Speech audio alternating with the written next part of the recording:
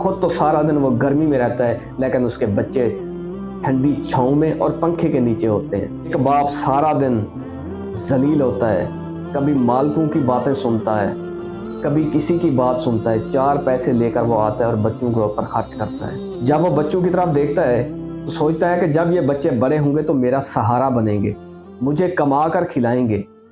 کیا ایک باپ اس وقت یہ سوچ سکتا ہے کہ جب یہ بڑے ہوں گے تو میرے منہ پر جوتے ماریں گے محض جائیداد کے لیے؟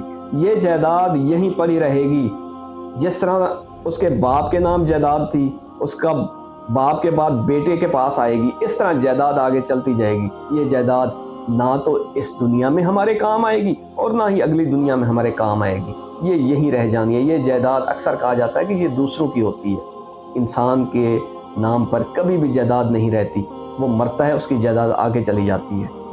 کاش کہ وہ بدبخت بیٹا یہ بات